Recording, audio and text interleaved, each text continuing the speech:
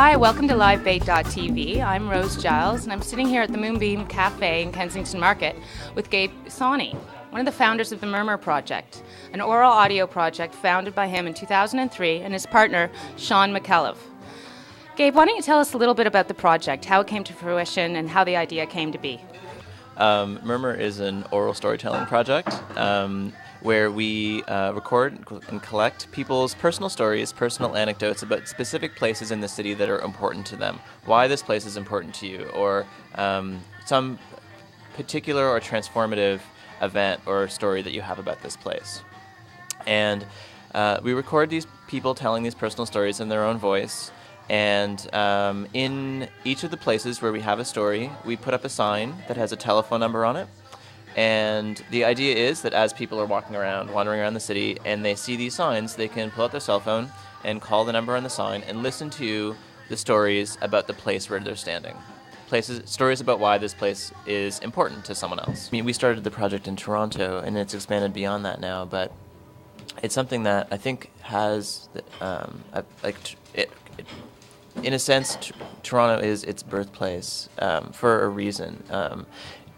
Other cities have a stronger sort of mythology of place. We have a sense of like stuff happened in Montreal and stuff happened in New York, but we don't really have a sense of stuff happened in Toronto. And we just don't have the sense of mythology of the city here. So this, we hope, is a way to try to help build that back. And how do you choose the sites? Because I noticed on the website you have different pictures, and let's say I had a story about a certain place. I guess I would contact you and tell you that place, and you would be interested, and you would put it up. Is that how it works? Yeah, you could record your story on the phone itself, or you could contact us and we would meet you and record the story.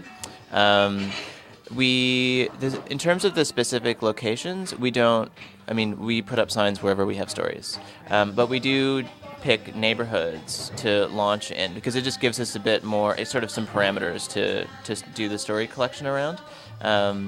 But it's generally just like neighborhoods that have an interesting, diverse story. In terms of how it got started, did it just start with a few stories and then grew from there? I mean, it launched in 2003, you said, so it's been going on for quite some time. So how has it evolved? Well, I guess it started off. With the partnership that we had with Terminus 1525, we got a great start at the beginning, launching it in Kensington and in Vancouver and in Montreal. After that, we expanded it to a few other neighborhoods in Toronto, and had the chance last year to do a little mini project in downtown Calgary. And then this year, we did a launch in San Jose, California, our first one outside of Canada. And next month in November, we'll be launching it in Edinburgh, Scotland.